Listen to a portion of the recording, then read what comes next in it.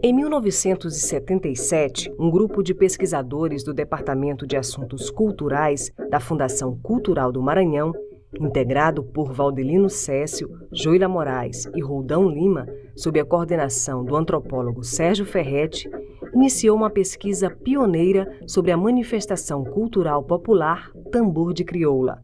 Os resultados deram origem ao livro Tambor de Crioula, Ritual e Espetáculo, editado em 1979. O trabalho também teve a participação do músico Joaquim Santos e do fotógrafo e cineasta Murilo Santos. Como parte da pesquisa, Murilo Santos realizou o documentário Tambor de Crioula, filmado em película 16mm com duração de 12 minutos. Pouco veiculado, o curta-metragem sofreu os efeitos da ação do tempo e das condições inadequadas de preservação.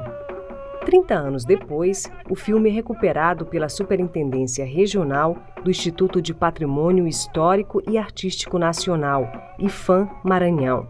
A iniciativa faz parte das ações de salvaguarda da manifestação cultural Tambor de Crioula, após o seu registro como patrimônio cultural brasileiro, ocorrido em junho de 2007.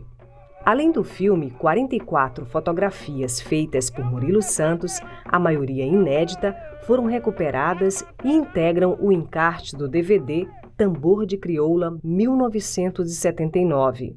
Com o objetivo de ampliar o repertório de informações e conhecimentos sobre essa manifestação popular, foi produzido este documentário incluso no DVD, que busca recuperar o processo de realização da pesquisa e do filme Tambor de Crioula.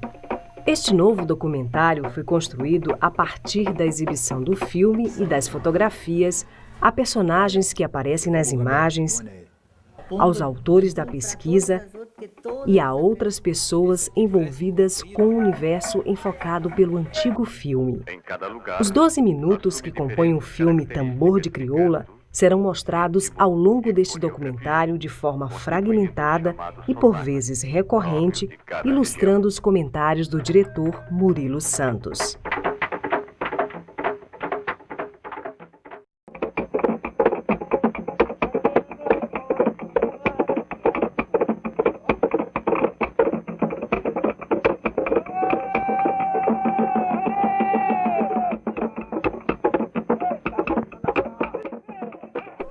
A minha participação no projeto Tambor de Crioula, Ritual e Espetáculo não só concretizou o desejo de realizar meu segundo filme em película 16mm, como também representou para mim uma aproximação maior dessa manifestação da cultura popular, da qual sempre fui um espectador fascinado.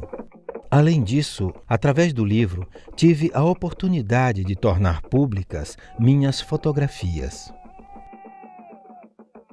O filme foi rodado com uma antiga câmera movida a corda. Sendo assim, as tomadas eram curtas, o tempo de duração da corda, que era de poucos segundos. E do meio para o final, quando a corda ia perdendo força, a câmera ficava um pouco mais lenta. A velocidade variável dessas tomadas de cena não permitia um sincronismo do som com a imagem.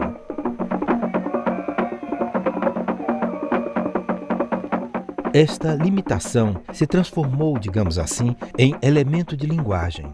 Na edição, eu tinha o seguinte conceito em mente: para um conjunto de tomadas fragmentadas de um determinado momento, um som contínuo daquele momento, desprezando-se o sincronismo como um atributo de realidade. Aliado a essa impossibilidade dos personagens se expressarem no documentário por meio de falas diretas, o filme foi pensado como parte da pesquisa e, portanto, deveria expor de forma adaptada os seus conteúdos. Essas informações deveriam fluir através de um texto narrado por um locutor profissional. Na religiosidade do negro africano no Brasil, dentre as diversas formas de sincretismo com o panteão católico dos brancos, São Benedito surge como um dos principais personagens, sendo comumente identificado com Veriquete, vodum africano dos tambores de Mina maranhenses. Ainda que algumas situações tenham sido filmadas, independentemente da participação de toda a equipe, a narração seria, em última instância, a fala da pesquisa, com uma certa independência dentro do filme para garantir fidelidade aos conteúdos pesquisados, distinguindo-se aí o roteiro do texto.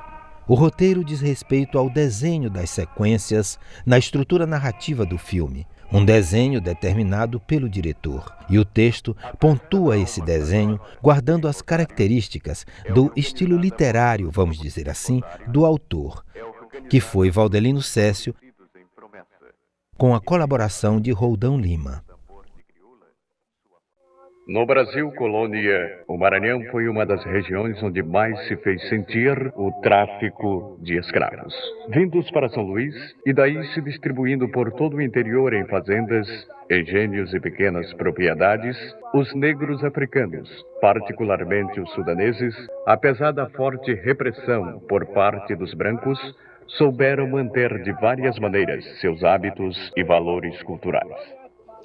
Este procedimento já havíamos experimentado no documentário A Dança do Lelê, meu primeiro filme em película 16mm, que também integra uma pesquisa feita em 1977 no interior do estado, com a mesma equipe sob a coordenação de Sérgio Ferretti, com verba captada por Domingos Vieira Filho junto à Funarte.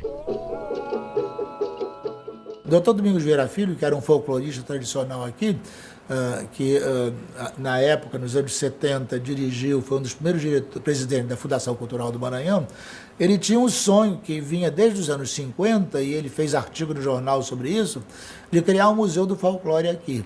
Ele comprou o prédio, que seria do museu, começou a restauração do prédio e começou uma biblioteca de folclore. E queria que nós fizéssemos algumas pesquisas sobre manifestações de folclore na Fundação Cultural, para recolher material e documentar, tirar fotografias e filmes para esse futuro Museu do Folclore.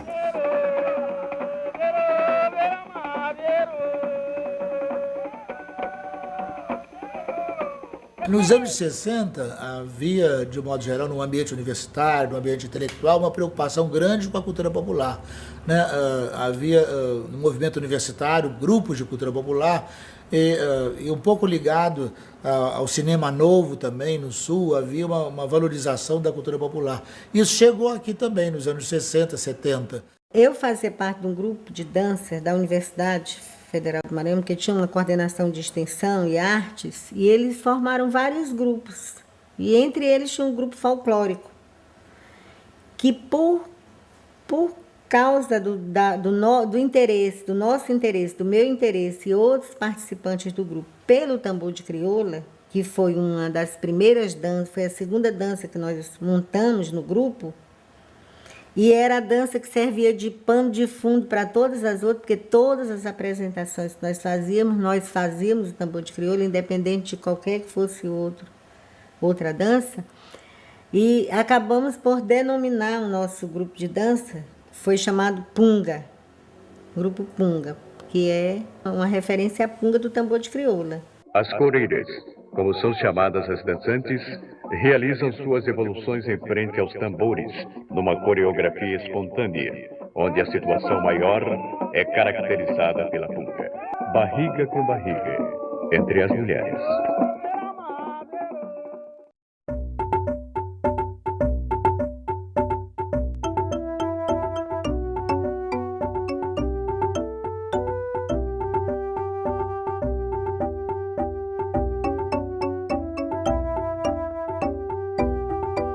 No início da década de 1970, me aproximei de jovens artistas e intelectuais que buscavam novos rumos para a produção artística que nos atingia. Naquele momento, descobríamos as manifestações populares como um potencial, digamos que revolucionário, não só do ponto de vista político, mas também estético. A cultura popular era vista por nós como um patrimônio potencialmente renovador, uma vez registrada e trabalhada em seus elementos expressivos no cinema, fotografia, teatro e dança, poderia ser a redenção de uma arte praticada na época, considerada por nós distanciada das classes trabalhadoras, convencional, às vezes até anacrônica.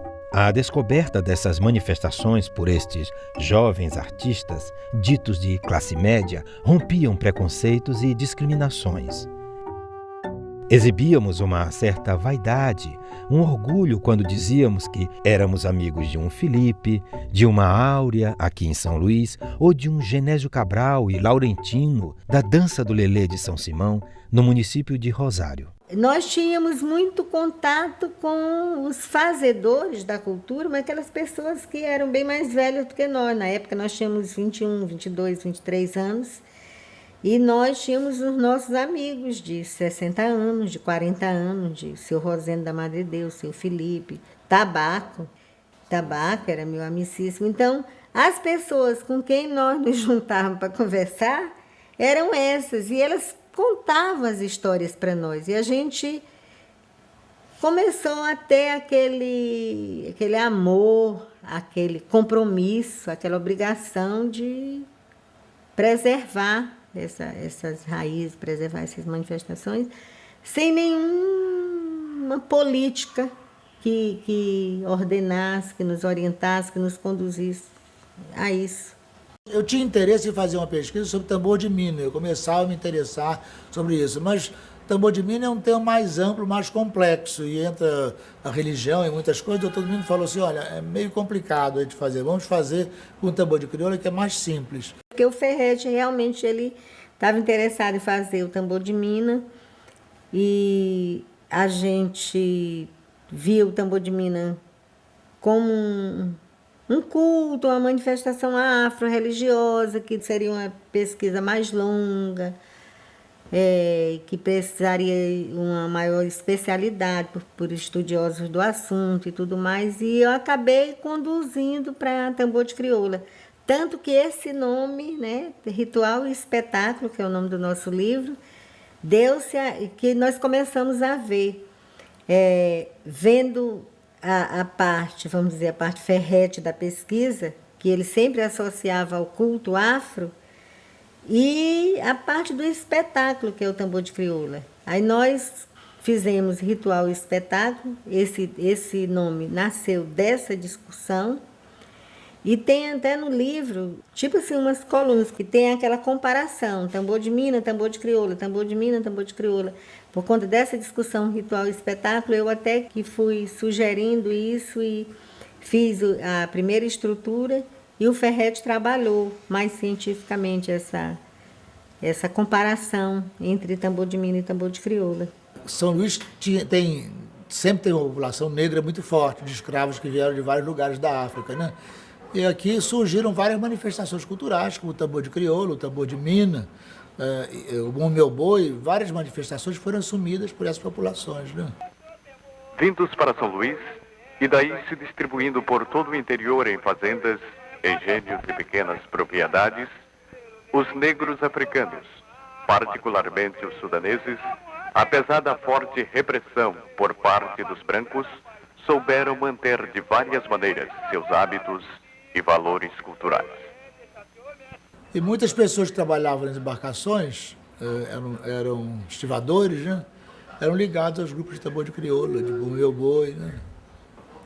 Naquela época ainda havia muitos barquinhos na Praia Grande, né? Que era bonito, né? Não havia o aterro da Praia Grande ali, então desembarcavam muitos barcos ali, era cheio de barcos. Era uma paisagem muito bonita. Se perdeu, hoje em dia não tem mais aqueles barcos. Tinha sempre, tá vendo? Essa paisagem de barco sumiu daqui, né? Em Rosário, município do Maranhão, realiza-se anualmente uma festa ao redor da sepultura de uma pessoa morta há cerca de 90 anos. Segundo crença vigente na região, a alma desta pessoa atende a pedidos em casos de doença e infortúnio, realizando milagres. Nós soubemos também que em Rosário havia a festa da Alma Milagrosa.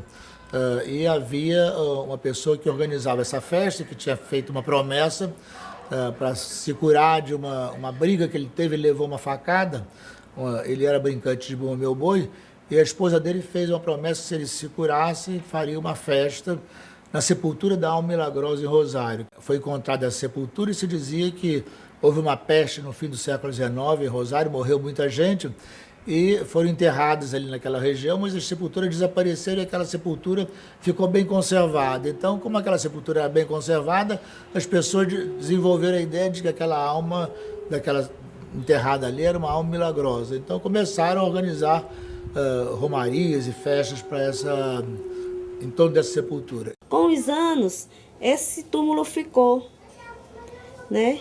Esse túmulo ficou e os outros desapareceram com o tempo. Esse aqui continuou, rasteirinho no chão, né? O que Paulo fez foi só altear, né? Altear o túmulo, mas é no mesmo local da época em que foi sepultado. Com o passar do tempo, Paulo foi melhorando aqui a área, porque aqui era feita uma latada, só para amparar o sol. E aí, com a continuidade, ele foi fazendo aqui assim, a capelinha, mas não tinha nada aqui, não era benfeitoria nenhuma, era simplesinho aqui. Em dezembro de 2007, tive a oportunidade de voltar à cidade de Rosário no dia da Festa da Alma Milagrosa. Na ocasião, exibi o filme e deixei um painel com fotografias feitas no período da pesquisa, há 30 anos. Este outro, o seu Antônio, é morador também daqui da Cidade Nova, no bairro da Cidade Nova, aqui em Rosário, seu Antônio. Desde a morte do senhor José Paulo, 10 anos atrás, não se faziam festas com um tambor de crioula, apenas com a ladainha. Mas, coincidentemente nesse dia, um grupo de tambor de crioula reverenciou a alma milagrosa como forma de pagamento de promessa.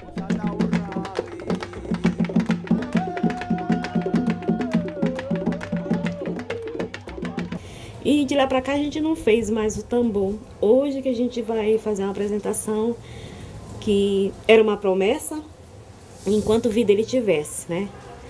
E ele faleceu e me pediu que eu fizesse a ladainha, pelo menos que eu rezasse mais o cílio dele.